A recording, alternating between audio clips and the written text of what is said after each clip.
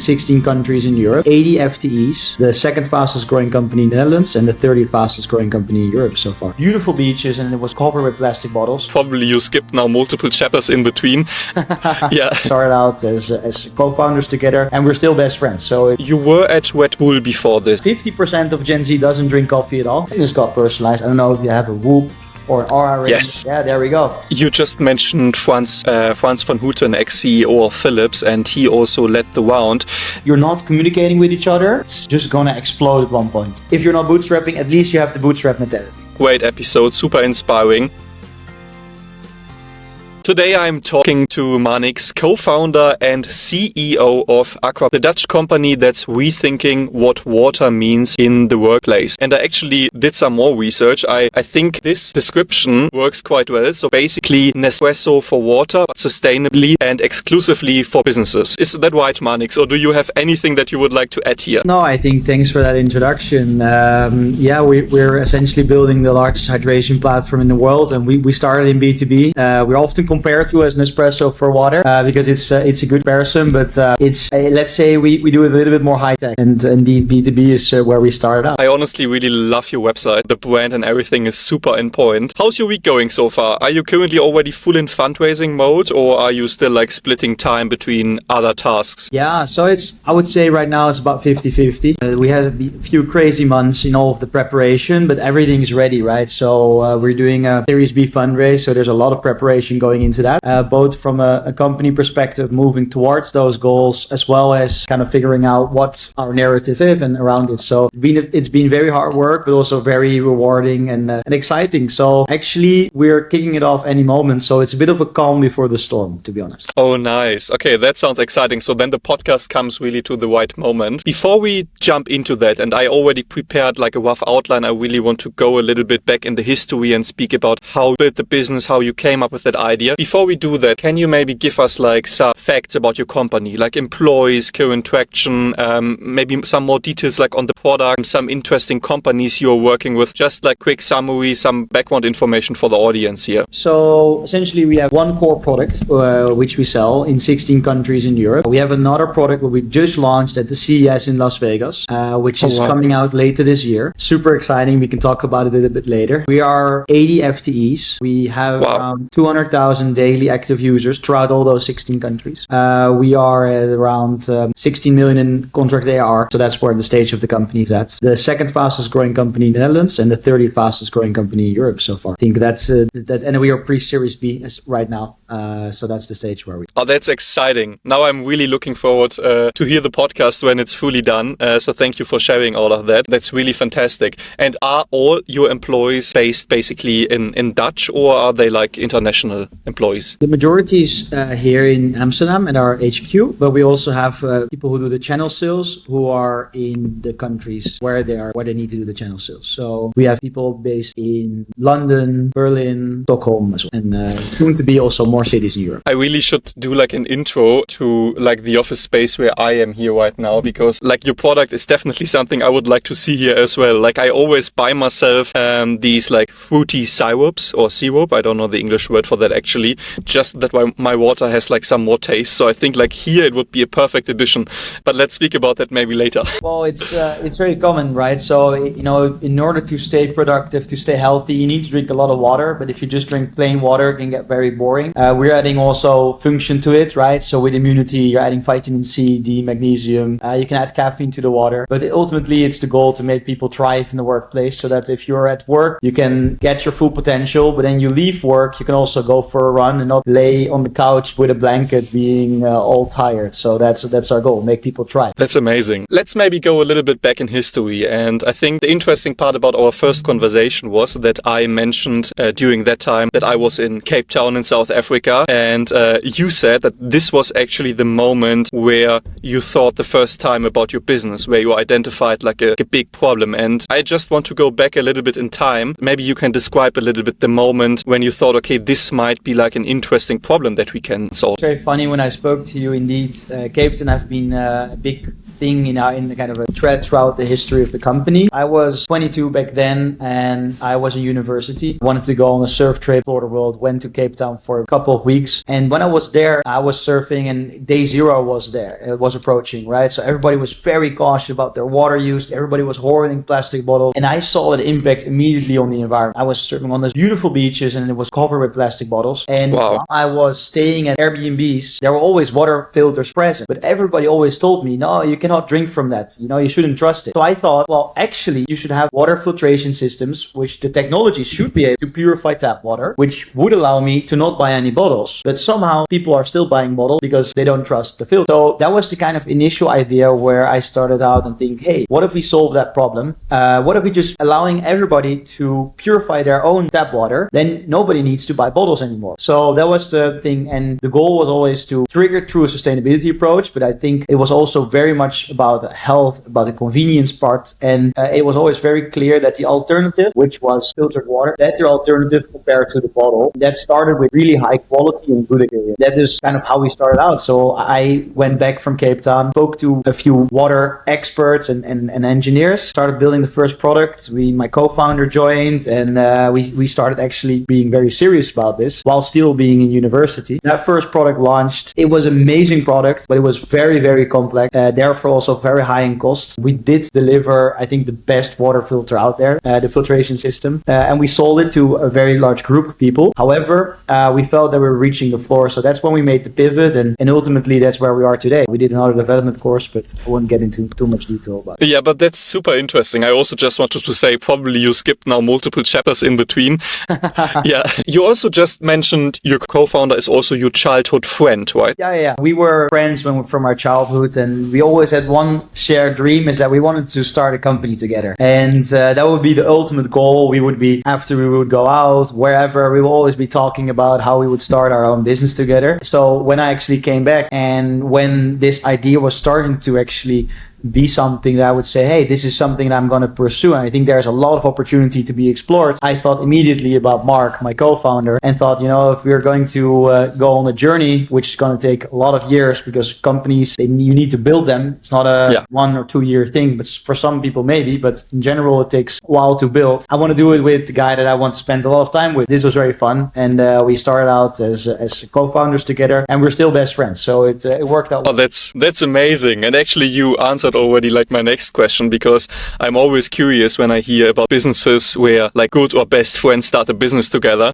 So for some it's like the best idea, and for some others it's maybe like a terrible idea, but it sounds like for you it was a very good idea, and I mean that's great, so congrats on that already. Yeah, I know, you go through a lot of different phases, and it's like a marriage, right? And but if you're both committed to a good outcome, I think you can very well make it work. The good thing about a friend is that you were able to fully trust each other. And I believe that trust is one of the core things that makes a very good business relationship. If you are fully able to trust each other, that's super important. And from there on, if you have the same shared goal, you have the same ambition, and the rest you can figure out along the way. Yeah. So you were at Red Bull before this. So what did working there actually teach you about turning like a commodity into a brand like what you are building now? Well, Red Bull was one of my brief student experiences. While I was there, I was a student brand manager for Red Bull in Rotterdam, where I lived back then. I was just fascinated by the fact that they had been able to turn an actual can of a drink, into such an experienced product. They were not selling Red Bull, the drink itself. They were selling the experience of like adventure, adrenaline, bringing yourself to the next level.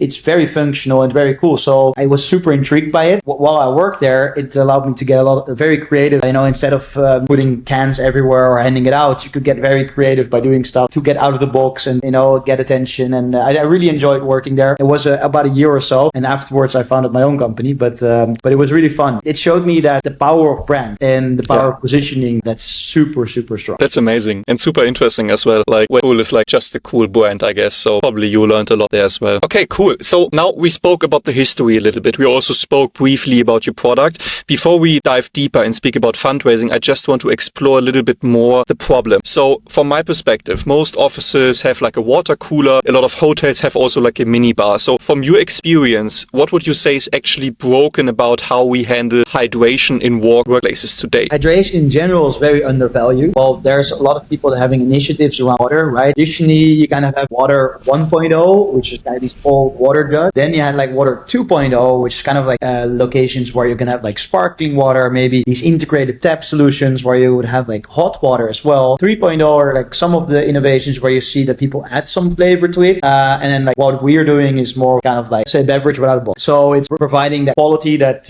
normally you can only get from a can or a bottle that you're getting there. The thing that's broken in the industry, it's actually multiple things that are driving our momentum right now. One of the first things that I would argue is vitality. People are very conscious about their health.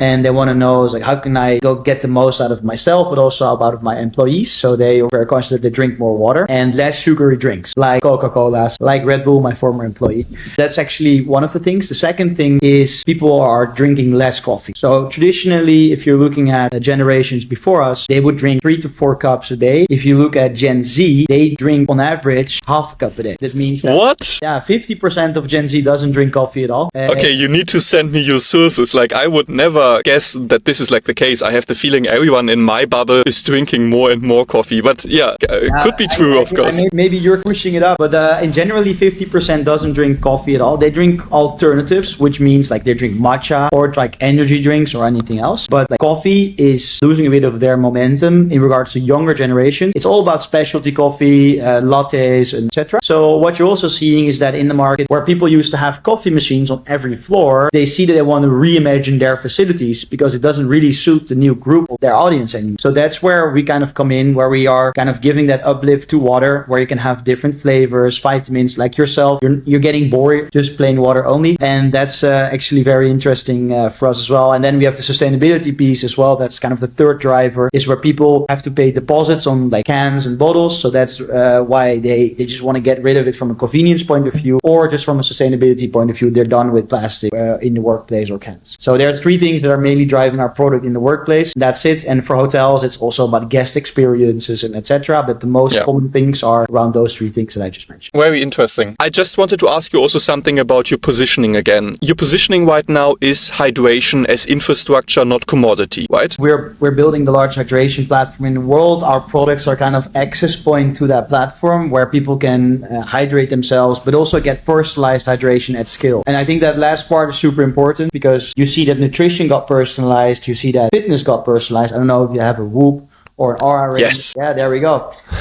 Fitness got personalized. However, hydration is still stuck in the past, right? So our product essentially allows you to pick the drink that you need. You can customize it based on your intensity. And then the product that's coming out end of the year is also allowing you to add different enhancements. So you can add additional electrolytes, protein, collagen, vitamin C to your water. And the cool thing is the system also interacts with your wearables. So you're walking up to the system, you're scanning your phone. It will recommend you to, for example, take electrolytes if you had a workout in the morning, or take vitamin C if your recovery is going down and you have signs that you're getting maybe a little bit sick. This is really where we're starting to get more into like personalized hydration, and for me that's really where we're heading, because we've seen those trends going into aforementioned categories, but this is really exciting. I didn't know that. That's super exciting. Now I really need to pitch your business in front of the office managers here. Like honestly, like sounds I didn't see that on the website. Being able to individualize it further and then even track it with your health data, like it just makes sense.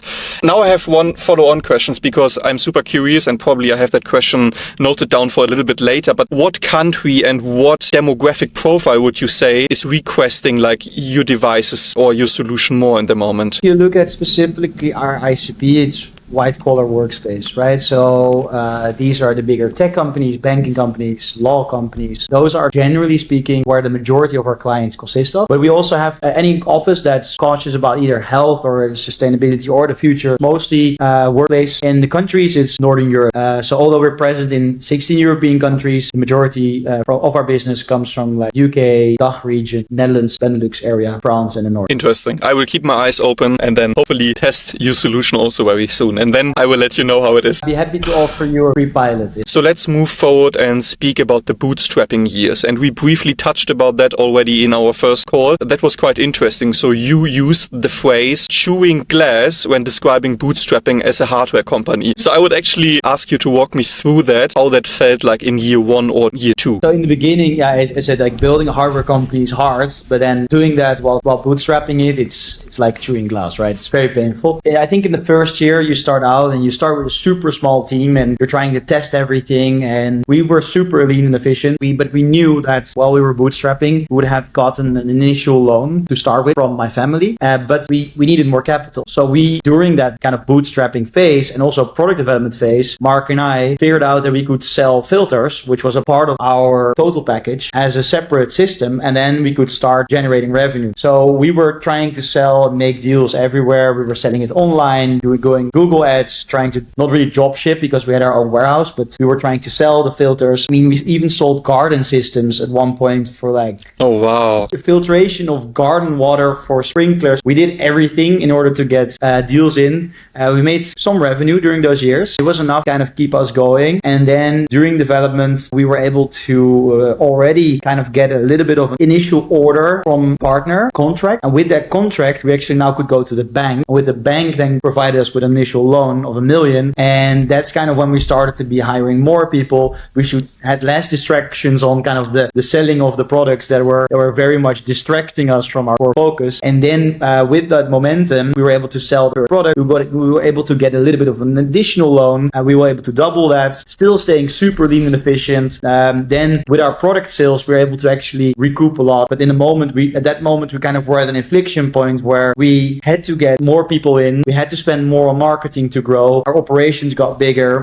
So we had to raise capital, and that's what we did. And we raised in total 8 million, which was again 50% by the bank and then 50% by a group of angels, which we call Friends of Aquablu. Marnix, I have to say, and also to the audience now, I think this is the most uncommon history of a hardware startup I ever heard. Because really doing it how you have done it in the beginning, basically selling single products and then try to build the company and then even get a bank loan for a hardware startup. I never heard that before. Bank loans, okay, they can come in at a later stage, but I actually prepared a full chapter just about these bank loans because I'm curious how you were able to get a bank loan at this stage. It's very uncommon from my perspective. When the cash was tight and everything, was there any very difficult, hard decision you made in that time? And did you ever consider to kill the company, or was it always that okay, I will move forward and it doesn't really matter what will happen? First thing that comes to mind was really, really tough call was actually the pivot because we were building back then also the consumer product, which was kind of the super advanced filter, right? So we were selling it to homes, but we knew it was very advanced, but the price point was much higher than any other products in the market. We were also much better, but it was really difficult to explain that price point without trying to scare people into using our product, which was not really the point where we would like to talk from. We would have to talk about all the contaminants that we could take out, which was literally able to purify kennel water from the Dutch kennels and then bring it into pure water, which none of the other competitors obviously could do because they just had filters. But it was very difficult to bring that product to market, and we felt like we could get there in the total solution in the B2B. So this pivotal moment in 2020, when everybody during COVID was focusing on B2C, we made the hard bet on B2B to say, okay, we need to go to B2B. We're going to go for this full-on product. We're adding flavors, we're adding electrolytes, the whole thing. And we're going to go into another year or so of development. But the most painful product thing was back then is that we just literally made about 100 units. That doesn't sound like a lot, but giving our cost price back then was around 800 euros a unit. And if you're bootstrapping your company, 100k in stock products that you're not going to use, it's very painful. And actually all the materials for all the other products. So we actually had to officially write off 150k plus in euros. And that for a bootstrapped company, which you have 6 employees, where you're trying to sell any product, kind of make your runway work. Maybe we're just young and stubborn and just have a reality distortion field or whatever. But we were never even considering stopping this business. That's amazing. I love it. It's super inspiring. Thank you for sharing that. And just because you said you were young and maybe also a little bit stubborn, I just have a follow-on question, also more about your traction now. So at what point did you get your first enterprise client? And also did you do it over via relationships, or how did you close them? So our first clients were actually enterprise clients. And it kind of happened a little bit by chance. We believed always that products shouldn't explain itself, it should be experienced, right? So we have a product. So you need to drink it and you like the interaction, and then you will love it. So what we set out to do is we wanted to get let's say, the first 5 clients to pilot the product. And those were big names. Adyen, Accenture, and another very well-known Dutch brand, which was called Enexis, a large electricity company. Those 3 were the first clients. So the funny thing is, we got Adyen to one of our friends that worked there and just consistently started messaging internally on if they've ever heard about the company Aquablu and if this wasn't something that Adyen should use. So we were actually able to get some traction there.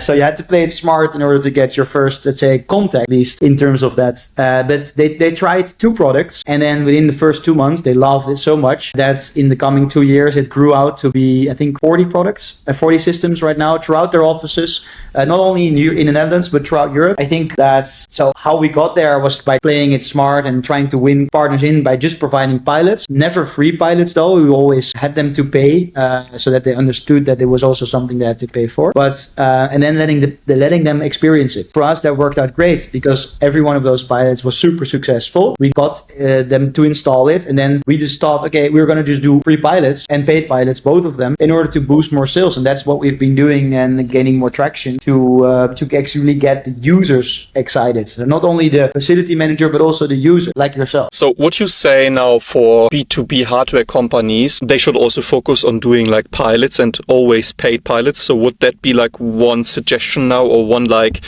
conclusion after all these years building your current company? If you're truly confident about your product, let people try. Make sure that you always have a beginning and an end date so that it's not just an ever ongoing pilot. I mean, we did pilots for a maximum duration. I think the first pilot were 2 months. Then we shortened it to a month. And now we shortened it to 2 weeks. Whenever we do those things, and we still do it. Although our brand is now very well known, we have hundreds of clients throughout Europe. We still do pilots when people would like to try the product. We also have an hydration van where we pull up to somebody's office and then they can just go outside, taste it. And that's like the mini version of a pilot because it takes an hour. If you are an experienced product, focus on actually getting that experience there. I think that if I would give one tip is, yeah, I love pilots, but we always did it, as I mentioned, paid, because then they understood the business behind it and they understood the cost aspect of it. And then we always had a, what is a positive outcome discussion already at the beginning. So in this case, we would say if, for example, we would do a CSAT score and it would be above 80%, for example, it would be a success. Very interesting. I actually worked for BMW for some time and we also did a lot of pilot projects. So we also defined KPIs always for every project to see like the outcome and then also deciding together if it makes sense to implement like the technologies of the startups. So yeah, I think this is definitely the right way to go. Let's talk a little bit about your seed round. And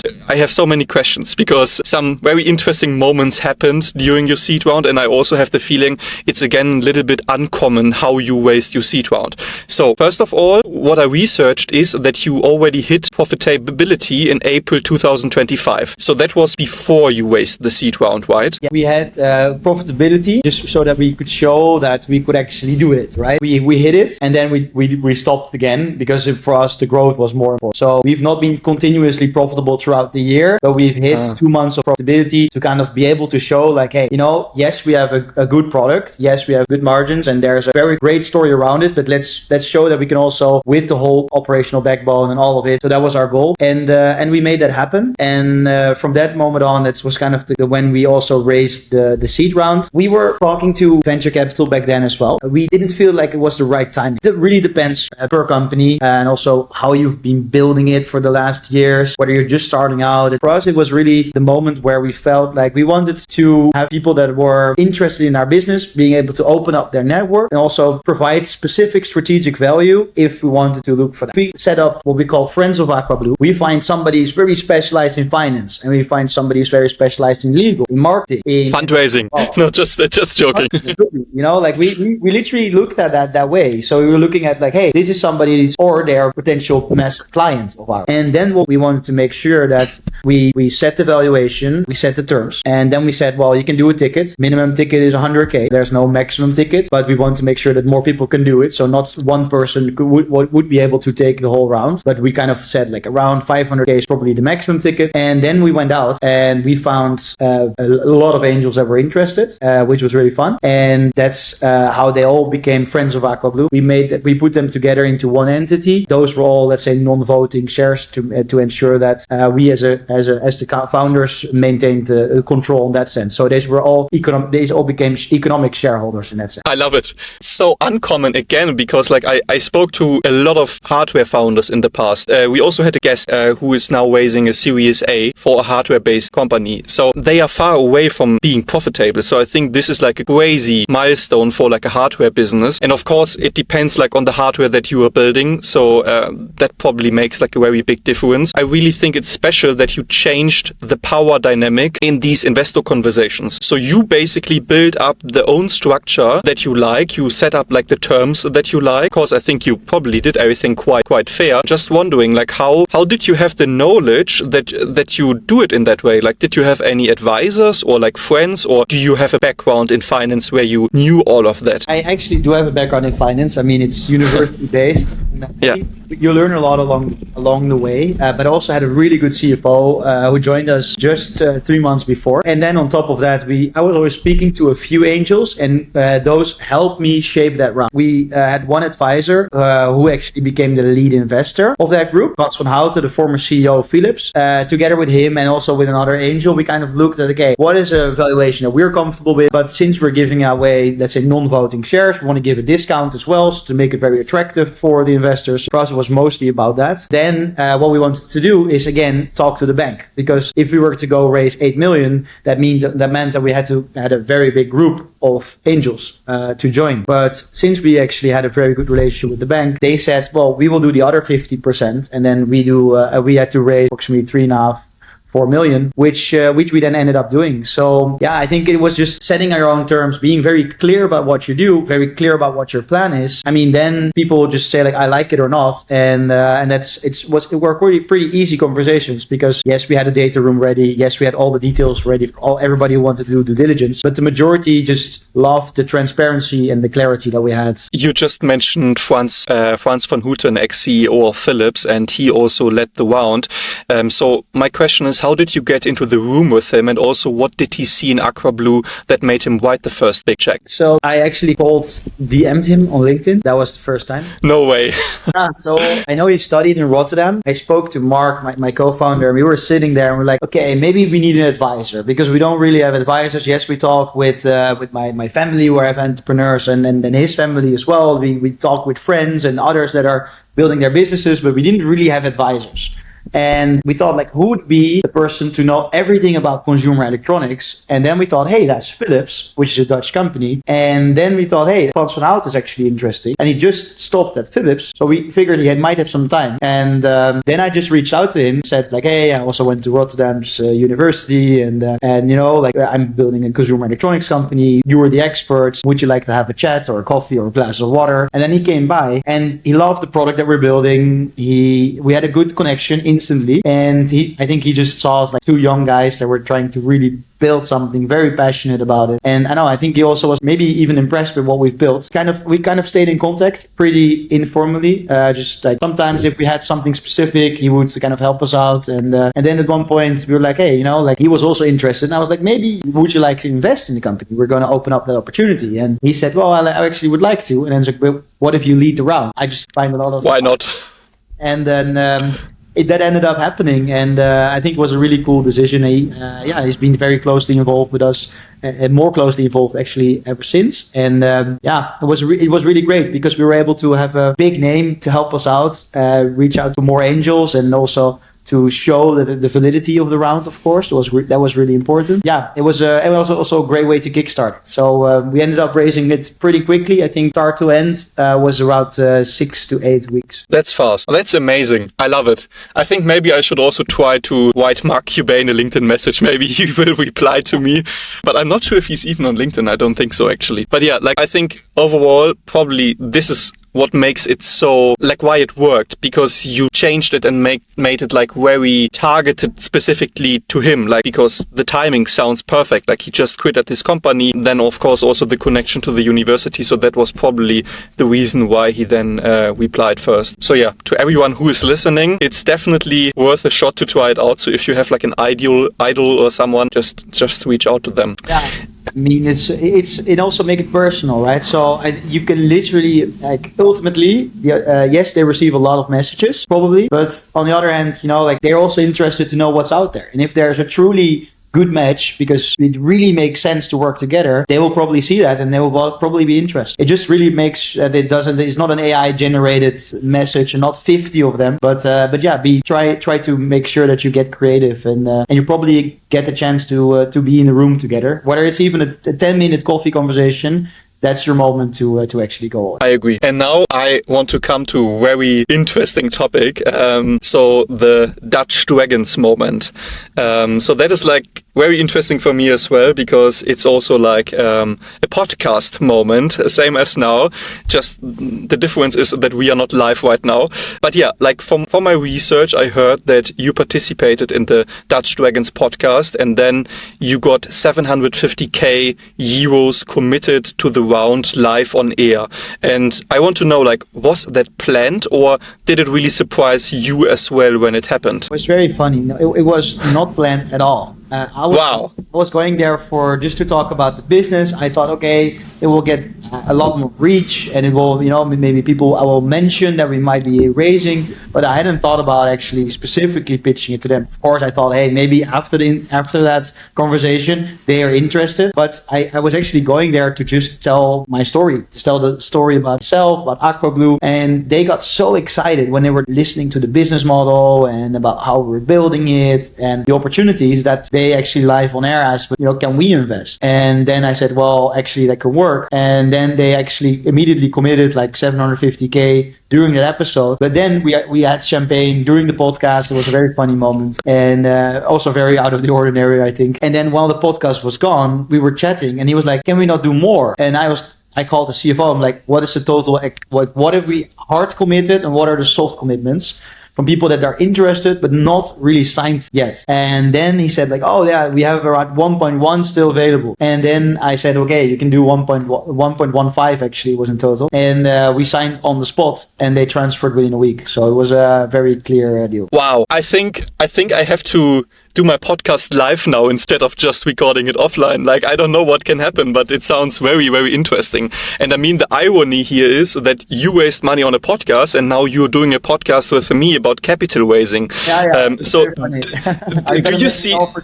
Yeah, that was, perfect timing. But like my question here is, what do you think about audio content as a fundraising tool? I mean, I just hear that the first time, but do you think that audio content is actually a fundraising tool that works?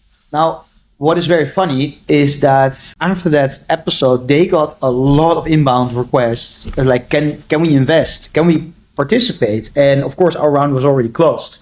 But I got messages from people that were wanting to participate. If I would have not closed the round, I would have definitely closed it after. And the funny thing is that they saw that too. So now they actually launched Dutch Dragons fundraising on the podcast. So they will have a person that is raising on the podcast, like the original Dragons then, but then more as a conversation, not really as a 1 or 2 minute pitch, but as a conversation of an hour, 45 minutes. And afterwards, people can invest and they already invest and then everybody else follows. They follow a similar structure I've done for the Friends of Aquablu. I think it can be a great tool. I think they've so far done 3 of those potential investments right now, and people can just participate. You can participate from 5k onwards, I think, and I think it's a pretty cool tool. I never thought it would be, but it was very cool. I definitely have to check out some episodes here. So I just heard about them when I did my research about your company and your funding round, but sounds really, really interesting. And now I hope that not everyone who is listening just goes to the other podcast and focuses more on that podcast. But yeah, it's definitely very interesting. Let's move forward and speak a little bit about fundraising mechanics, because now Series B is becoming more relevant. And I think you mentioned already that you have some people already signed up for the data room actually before it opens. So how do you create that kind of pre-funnel? Is it like completely inbound relationship management, or do you also do outbound for that type of funnel? We were already, you could argue that we were raising, but we were not officially raising, right? So in the, let's say the 3-4 months before that you're actually going to officially start fundraise, I would recommend meant already reaching out to either funds getting introductions, having like casual conversation. For us, it was really about getting to know the other fund. We honestly wanted to know if they were going to be a good fit for us. And if they were going to be a good fit for us, then of course they wanted to know if we're a good fit for them as well. But it was kind of like a first initial conversation. And we were not pitching anything. We were literally just having a casual conversation. And then if we felt that we were the right company for their funds and we had a good connection with the people there, then we would actually go a little bit more into detail. We would start sharing some information. We would start like having already a little bit of a small deck, not the official deck, but like kind of an information deck, which they could actually look at already and send internally. So we were talking to many funds through either our investors or that we knew or funds that has reached out to us. Then what we said is like, if you're truly interested, we will put you on the list. We will say that you will sign you up for the data room. And then after that data room goes live, we're going to run a very structured process where we wanted to have, of course, more, let's say, signups before, so that we're able to go to a term sheet as quick as possible, because we want to make sure that we focus time on the business and then on how we are actually going to deploy the capital, then get the capital in as quick as possible, and then focus on the business again. It's also a sales funnel, right? So if you talk to 50, probably 10 are interested and 5 sign up to your data room, and this is just a random figures. And are you going for the same investor type now for the Series B, like operators and strategics, or are you now opening up for institutional VCs or even other investor groups? Yeah, we are opening up for institutional investors and or others. We're very open towards, let's say, it's a more diverse group this time, but it's not consisting of angels. Because the round side's also going to be very different. I have more questions. Maybe we need to do like a follow-on episode if people will like this one. Let's focus maybe on the last 3 questions for now. You're targeting 100 million euros in revenue with fewer than 100 employees by 2028. At least that's like my assumption now also for the ways. I don't know the confidential numbers, of course, of your financial model, but I just want to understand like what's the efficiency model that would make this possible? Like, is it automation, the software layer, or distribution partnerships? First of all, that goal, we had it there, but what we've changed is that it's now 1 million in ARR per employee. That's the goal, because we're seeing that the employee count is growing, but also the revenue count is going to grow. So we are kind of, but I think the most important topic here is that there's a focus on efficiency. We would have never been able to bootstrap the company, go through all these phases, if we would just have hired an initial team of 30 people. Yes, maybe we could have gone faster, but maybe we would have been stuck in our consumer product, which we ended up pivoting away, right? So I always believed in the beginning, you have to be very lean and very efficient, and more people doesn't mean automatically more progress. We are very cautious of that. We try to automate what's possible. We try to make sure that there's as little communication tax as possible, so that people are very closely aligned. There's good communication. We always have a very clear goal structure in place so that people have all the context of where they're understanding to go. Then we let people very free. Like it's not that we are there to control them and tell them what to do. No, we understand this is where you're going. There you have all the context. Because we value a culture of entrepreneurship, you can decide how you get there. And I think that level of autonomy combined with people that are truly passionate what they're doing, you can get a smaller team with more impact. I sometimes compare it a little bit to the Spartans against Greeks, right? They could make a very, very big impact. Unfortunately, they lost in the end, but so maybe it's not a great comparison. But they were able to make a very, very big impact. And I think that from day one, we've therefore set out to do everything with automation, with building up a backend platform that would take care of a lot of that, so we could supercharge our individual employees rather than kind of hiring more of that, requiring linear employee growth in relation to revenue. That's super impressive. When you start fundraising, maybe if you still have like a slot open for me, let me know. You and Mark have been friends since childhood. So what's like the one rule you have for the business relationship that keeps the friendship intact? I think radical transparency and keep talking, right? So for ourselves, it's so easy to kind of like, if your happens and you do not like it, it's very easy to bury it, right? And sometimes it's okay to do it because it's a minor thing. But if there's topics you're not communicating with each other, it's just gonna explode at one point. And we've had those moments, right? So when you kind of find an operating model with each other to figure out what works. And in all honesty, I think that's just also something you need to figure out. But if you truly trust each other and you're friends, and you still have to do also the friends things and not talk about business all the time, which is pretty difficult at first because we are constantly thinking about it, then we constantly want to talk about it, but also just do fun things together that are non-related to work. And I think that's kind of keeps you friends and then keeps the friendship in the business. And then it's all mixed anyway, and it's not that black and white, but as long as you keep an open conversation with each other, and I think that's the most important thing. And then if something bothers, then just be upfront about it. Amazing. Thank you for sharing that. Last question now, and then we are really done. What's like the fundraising mistake you see other hardware founders make most often? And do you have like any, let's say, your best advice for them to navigate the fundraising journey as a hardware company or startup? It is true. You need capital for a hardware business, right? You need capital to go into development and to build that product out there.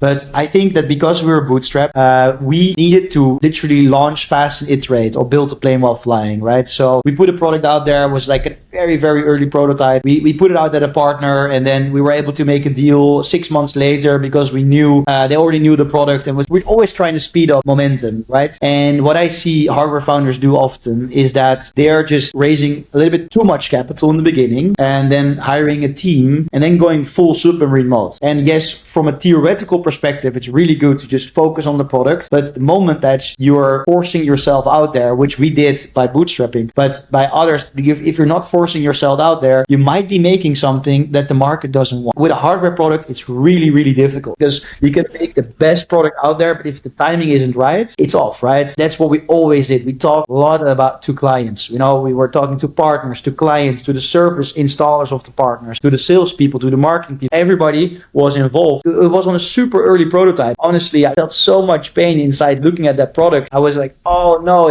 we cannot put that out there, but we did. They loved it. They gave us so much feedback, and then we iterated, put the new product there. Again, so much feedback, and then we started putting it at clients, and then officially we launched the product. But it allowed us to make a product which was actually fully marketable product from day one, rather than something where you had to actually go through iterations again, and again, while the product was already into the market. I think, long story short, if you're raising capital in the beginning, it's a great thing, but make sure you go out there. Make sure that if you're not bootstrapping, at least you have the bootstrap mentality. Marnix, thank you so much for all your advice, for the information about your company and what you shared. I think it was a great episode, super inspiring. So thank you so much for joining today, and we will also put all your details of the company into the description of this episode. So if here is maybe an institutional investor who wants to speak to Marnix, you can reach out to him directly on LinkedIn. And let's see, maybe we can duplicate the success you had in the other podcast episode. Thank you so much, and speak soon. Nice to speak to you. Bye-bye.